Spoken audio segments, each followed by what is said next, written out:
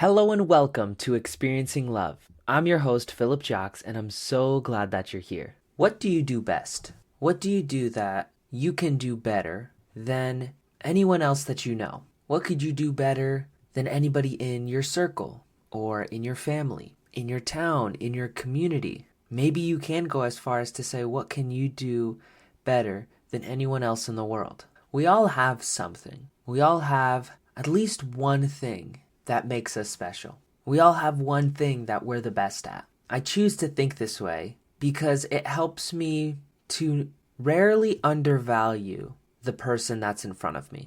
By choosing to believe that I'm the best at something and everybody is the best at something, not everything, it means that the person in front of me, no matter who it is, has something that they can teach me. They have something that they can do better than me. They have an area that they know more about.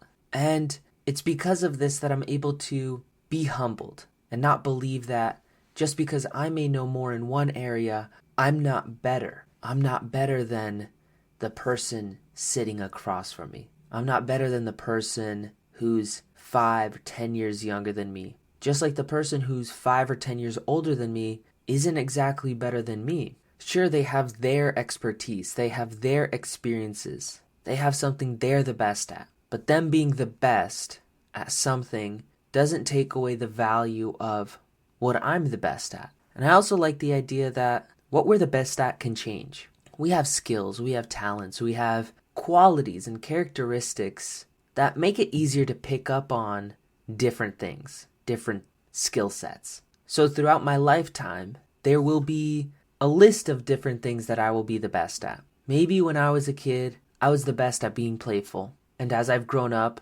I'm not as playful as I was. And someone else in my life has become the most playful or the best at being playful. And so I can still learn from them.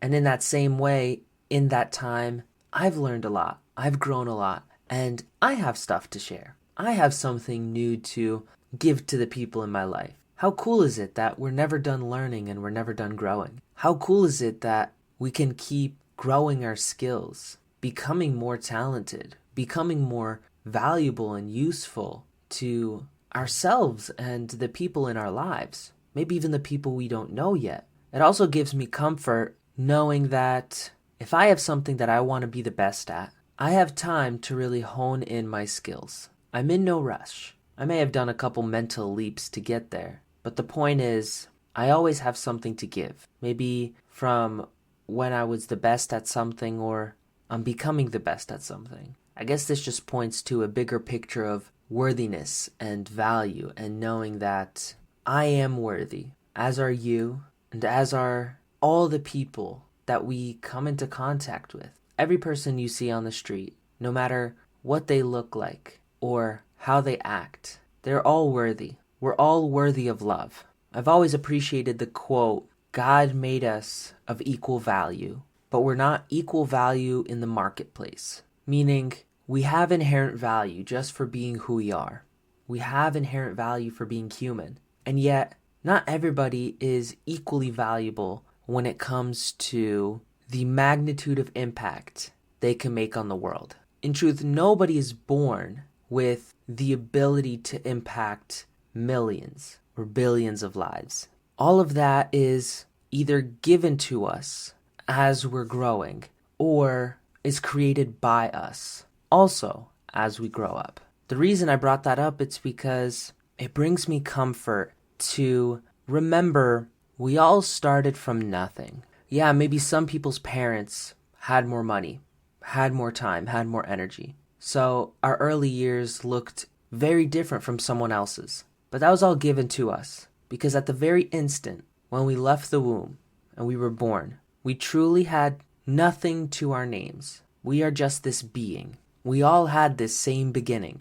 And it's because of this that we're all deserving of love. No matter who's hurt you, or no matter who you've hurt, we all deserve to go to sleep at night feeling like we're loved. I truly believe that if more people felt love in their lives, many challenges and many issues would simply melt away. I think a lot of challenges and discomfort and pain out there in the world today comes from just a simple feeling of fear, a simple feeling of not being enough, not being loved.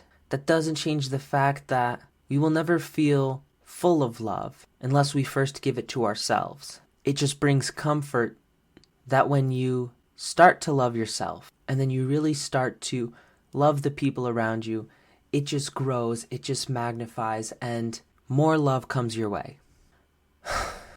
So while there's things that I may be the best at now, I also know that there's so much room for improvement. There's so much room to grow.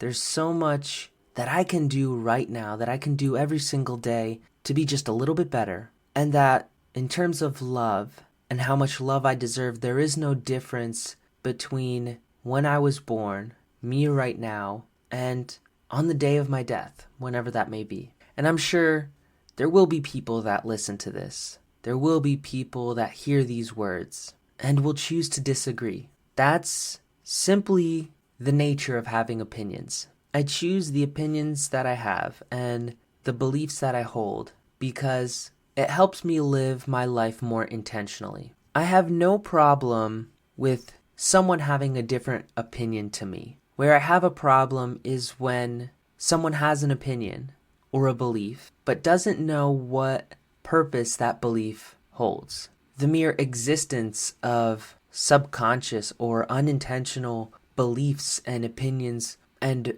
even values rub me the wrong ways simply because of my past with my values and my beliefs. In my past, I was not in control of what I thought, what I believed, and our entire lives are dictated by our beliefs and values. So with something so important, it felt silly to realize that I was not in control of those things. The beliefs that I held were actually not helping me become the person I wanted to become. A few days back, I was speaking with my mom, and she dropped a bit of wisdom on me, saying, throughout people's lives, as they grow older, their priorities will shift, their values will shift, their beliefs will shift. And when I heard that, it reminded me of this reality, this fact that if our priorities change as we grow older, and as do our values, our beliefs and our opinions have to evolve with them. And they have to evolve in the way, in the method that helps us best reach our values, best fulfill our priorities. That may mean changing habits, changing patterns. That may mean introducing new people to your life. A change in priority requires a change in everything else as well. When I spoke with her about this, I also realized that so many people get stuck.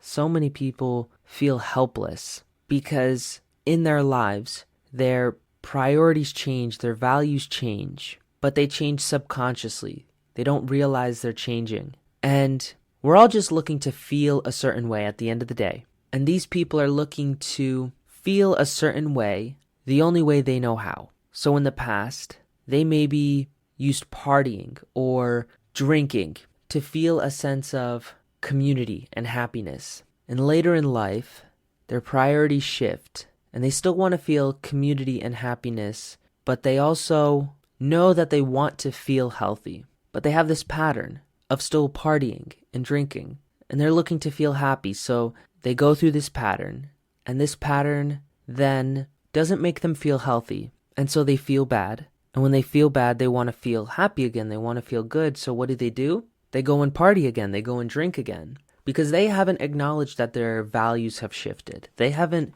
acknowledged that they have different priorities. But what they have acknowledged was that they don't feel great, and they know what's worked in the past. There's the quote that I'm going to paraphrase here. The thing that got you into the party won't be the thing that keeps you at the party. Meaning what got you to where you are now is not necessarily the thing that'll keep you going forward, keep you moving towards your goals. To get to the next level, i.e. to change your level, there will inherently be change. What I ultimately encourage on here and through all of my content, in my messaging, in my brand, it's that I want to make experiencing love a normal thing, a standard thing, an everyday thing. And I want to do the same for change. But I want change to come from a place of love. Sometimes I could be very specific, Sometimes I'm very vague about the things that I talk about. Sometimes I feel like I know exactly who I'm talking to, and sometimes I feel like I'm just talking to a wall. At the end of this all, I know that I'm really just speaking to myself.